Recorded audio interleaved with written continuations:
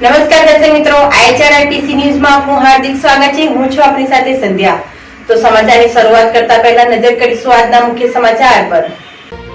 ભરૂચમાં પ્રથમ વરસાદે જ માર્ગોનું કર્યું સત્યાનાશ।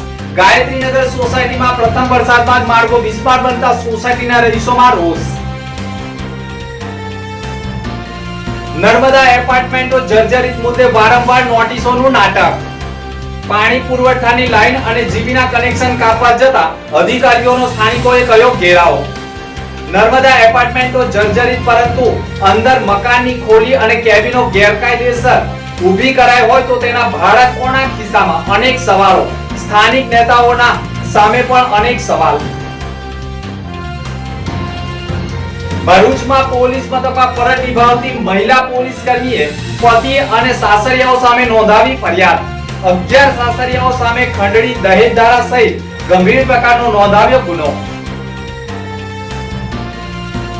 અરુણોદય બંગલોઝમાં શાળાના વિદ્યાર્થીઓ ભરેલી ગાડીનો ચાલક નશાની હાલતમાં હોવાની પોલીસને કરાઈ ફરિયાદ। પોલીસે સ્થળ પર દોડી આવી નશાની હાલતમાં ગાડી હંકારનાર અને અકસ્માત કરનાર ચાલક તથા માલિકની કરી ધરપકડ। દાખલ કર્યો ગંભીર પ્રકારનો ગુનો। ભરૂચની ગાયત્રી સોસાયટીમાં જૂના રસ્તામાં કોઈ પણ પ્રકારની સમસ્યા ન હોવા છતાં નવો રસ્તો બનાવવા માટે તંત્ર દ્વારા જૂનો રસ્તો ખોદી નાખતા સ્થાનિકોની સમસ્યા વધી ગઈ છે। જેમાં જૂનો રસ્તો ખોદી નાખતા સ્થાનિકોની પાણીની લાઈનો પણ તૂટી જતા સ્થાનિકોને 2 દિવસ સુધી પાણી વગર તરસ્યા રહેવું પડ્યું હતું। ગટર લાઈનો તૂટી જવાથી લોકોને મુશ્કેલીઓનો સામનો કરવો પડી રહ્યો છે। રસ્તો ખોદી નાખતા લોકોને ઘરની બહાર નીકળવું મુશ્કેલ બની ગયું છે।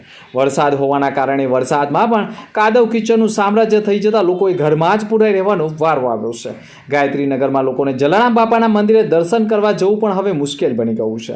ગાયત્રીનગરમાં પ્રાથમિક મિશ્રણ શાળાએ જવાના રસ્તા ઉપર પણ કાદવ કીચડનું સામ્રાજ્ય ઊભું થતાં બાળકોને પણ હાલાકી ભોગવવી પડી રહી છે।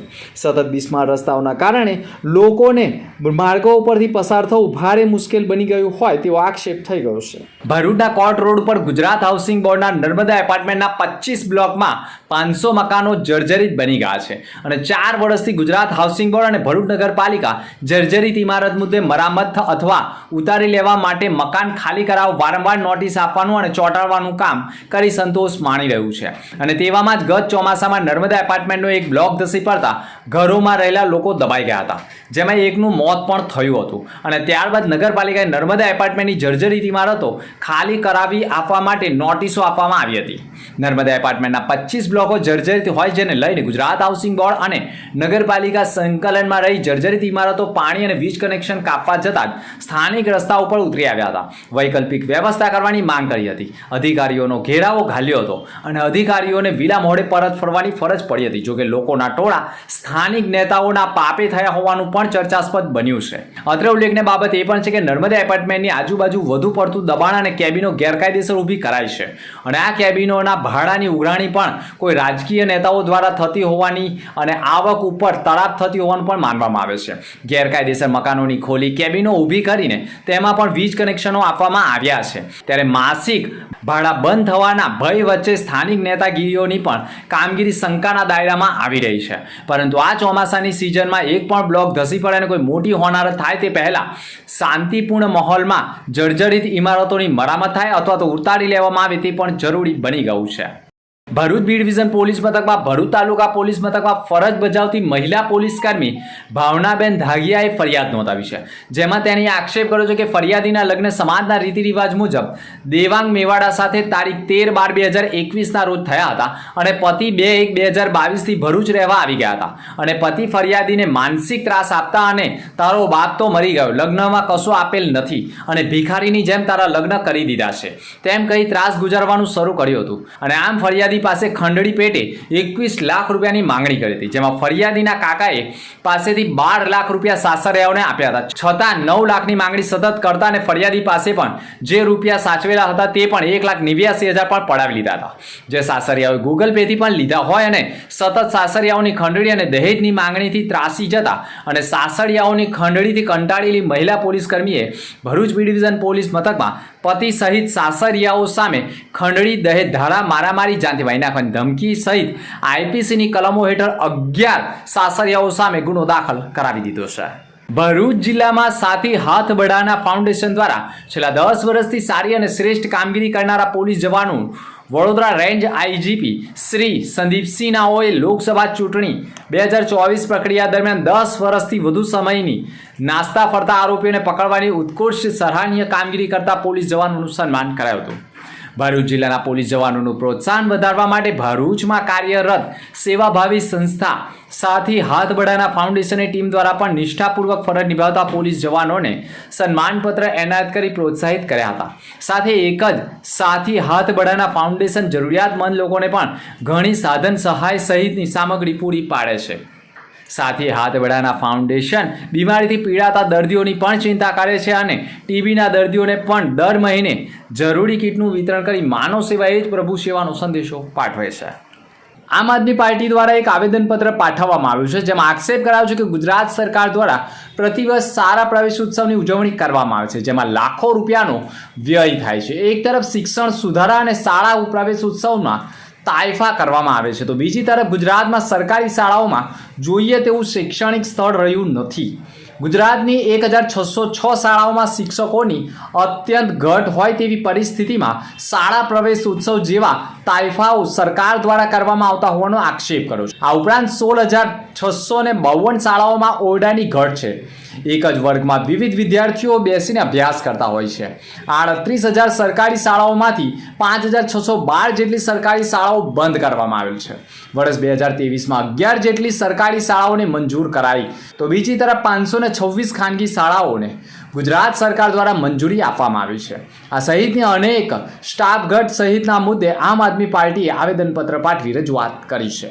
શ્રી સ્વામિનારાયણ સિદ્ધાર્થ હિત રક્ષક સમિતિએ કલેક્ટરને આવેદનપત્ર પાઠવ્યું હતું. સ્વામિનારાયણ સંપ્રદાયને સનાતન વૈદિક સંપ્રદાય છે, જેનું પોતાનું બંધારણ છે અને તે બંધારણ અનુસાર વર્તવા સંપ્રદાયના એટલે કે ત્યાગી સાધુઓ, ઓર્સદો, ગૃહસ્થ, હરિભક્તો, ભાઈ બહેનો તથા બંધાયેલા વિશ્વના ફલક પર શ્રી સ્વામિનારાયણ ભગવાનના આશ્રિતો પણ દ્વારા વિવિધ ધાર્મિક સામાજિક પ્રવૃત્તિઓ થાય છે. ભગવાન શ્રી સ્વામિનારાયણના સિદ્ધાંતો અનુસાર વર્તન કરનાર તરફ સમગ્ર સમાજના માનની દ્રષ્ટિએ જુએ છે અને શ્રી સ્વામિનારાયણ સાધુઓએ પણ ભાગવતી દીક્ષા અંગીકાર કરેલા સાધુઓ ભગવા વસ્ત્રો માત્ર પહેરેલા, પરંતુ ભગવાને સ્થપાયેલા સિદ્ધાંતો મુજબ વર્તન કરતા નથી. સાધુઓએ પોતે દ્રવ્યનો સંગ્રહ કરવો નહીં કે બીજા પાસે કરાવવો નહીં તેવી આજ્ઞા છે. છતાં પણ ખાનગી શાળાઓ ગુરુકુળો બનાવી સંપત્તિ એકઠી કરે છે અને તે માટે સંપ્રદાયમાં મોટા વર્ગને ભોળવી છેતરપિંડી થતી હોવાના આક્ષેપ સાથે રજૂઆત કરાઈ છે. સ્ત્રી સાથે બોલવું નહીં, સ્ત્રીનું મુખ જોવું નહીં, સ્ત્રીના વસ્ત્રને અડવું નહીં તેવી આજ્ઞા હોવા છતાં સ્ત્રીઓ સાથે નજીકના સંબંધો બાંધી દુષ્કૃત્યો આચરતા હોવાના આક્ષેપ અને બળાત્કાર કરતા હોવાના આક્ષેપ સાથે ભગવા વસ્ત્રની આડમાં અસામાજિક ચારિત્રહીન પ્રવૃત્તિઓ થતી હોવાનો આક્ષેપ કરી આવેદનપત્ર પાઠવ્યું છે. ભરૂચ ઉપાધ્યક્ષ અને વહીવટી સંચાલક ગુજરાત રાજ્ય માર્ગ વાહન વ્યવહાર નિગમના આદેશથી તેમજ તેઓના માર્ગદર્શન હેઠળ ચોમાસાની શરૂઆત થઈ ગઈ છે, જેના પગલે સફાઈ બાબતે ખાસ યોગ્ય તકેદારી રાખવામાં આવી રહી છે, જેની વિસ્તૃત ચર્ચા કરવામાં આવી હતી. તેમના દ્વારા માર્ગદર્શન પૂરું પાડવામાં આવ્યું હતું કે મુજબ નિગમના તમામ ડેપો પર કામગીરી હાથ ધરવામાં આવી છે, જેના ભાગરૂપે ભરૂચ ડેપો ખાતે વાહનોની સફાઈ પર અંગત તકેદારી રાખી તમામ વાહનોને યોગ્ય રીતે અંદર બહારથી સાફ સફાઈ કરી તેમજ બહારથી સંપૂર્ણ વોશ કરીને રૂટ ઉપર સંચાલનમાં મૂકવામાં આવી રહ્યા છે. તેમજ બસ સ્ટેશનથી સફાઈ પણ કન્ટિન્યુ કરવામાં આવતી હોવાની માહિતી આપી હતી. ભરૂચ જિલ્લામાં વડોદરાની એક ઇકોમાંથી શાળાએ જતા વિદ્યાર્થીઓ ચાલુ ગાડીએ રોડ ઉપર પટકાયા હોવાના સીસીટીવી ફૂટેજ વાયરલ બાદ ભરૂચમાં પણ સ્કૂલના વિદ્યાર્થીઓને લાવવા લઈ જવા માટે વાહન ચાલકો જોખમી રીતે વાહનો પસાર કરતા હોય છે. ભરૂચના પૂર્વ પટ્ટી વિસ્તારમાં એટલે કે જાડેશ્વરની અરુણોદય બંગલો સોસાયટીમાં સ્કૂલના વિદ્યાર્થીઓને એક ઇકો ચાલક તેમના ઘરે મૂકવા ગયો હતો. તે દરમિયાન સોસાયટીમાં પાર્ક કરેલા વાહનો સાથે અકસ્માત કર્યો હતો અને દારૂના નશામાં હોય અને વિદ્યાર્થીઓના જીવનું જોખમ ઊભું થાય તેવું કૃત્ય કર્યું હોવાના કારણે સોસાયટીના રહીશોએ સમગ્ર ઘટના મુદ્દે સી ડિવિઝન પોલીસને જાણ કરી હતી. પોલીસ કાફલાએ ઘટના સ્થળે દોડી આવી સ્કૂલના વિદ્યાર્થીઓને લાવવા લઈ જતો ઇકો ચાલક દારૂના નશામાં હોય પોલીસે તેની ધરપકડ કરી હતી. આ ઇકોનો માલિક પણ હોય અને ચાલક દારૂની ટેવવાળો હોવા છતાં વિદ્યાર્થીઓના જીવનું જોખમ ઊભું થાય તેવો હોવા છતાં તેણે ઇકો ચાલકને ઇકો આપી હતી. આરોપી ગણપત મગન ચૌહાણ અને સંદીપ જયંતિ પ્રજાપતિની પોલીસે ધરપકડ કરી ગંભીર પ્રકારની આઈપીસીની કલમ 279, 427, 308, 114 મુજબ તથા મોટર વ્હીકલ એક્ટ હેઠળ ગુનો દાખલ કરી બંનેની ધરપકડ કરી કાયદેસરની કાર્યવાહી કરી છે. અંતમાં ફરી એક નજર આજના મુખ્ય સમાચાર પર. ભરૂચમાં પ્રથમ વરસાદે જ માર્ગોનું કર્યું સત્યાનાશ. ગાયત્રીનગર સોસાયટીમાં પ્રથમ વરસાદમાં જ માર્ગો બિસ્માર બનતા સોસાયટીના રહીશોમાં રોષ. નર્મદા એપાર્ટમેન્ટો જર્જરિત મુદ્દે વારંવાર નોટિસોનું નાટક. પાણી પુરવઠાની લાઈન અને જીબીના કનેક્શન કાપવા જતા અધિકારીઓનો સ્થાનિકોએ કર્યો ઘેરાવ. નર્મદા એપાર્ટમેન્ટો જર્જરિત પરંતુ અંદર મકાનની ખોલી અને કેબિનો ગેરકાયદેસર ઊભી કરાઈ હોય તો તેના ભાડા કોના ખિસ્સામાં? અનેક સવાલો. સ્થાનિક નેતાઓના સામે પણ અનેક સવાલ.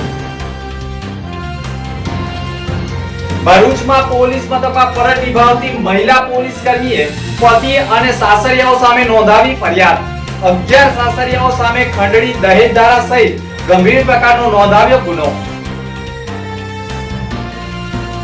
અરુણોદય બંગલોઝમાં શાળાના વિદ્યાર્થીઓ ભરેલી ગાડીનો ચાલક નશાની હાલતમાં હોવાની પોલીસને કરાઈ ફરિયાદ.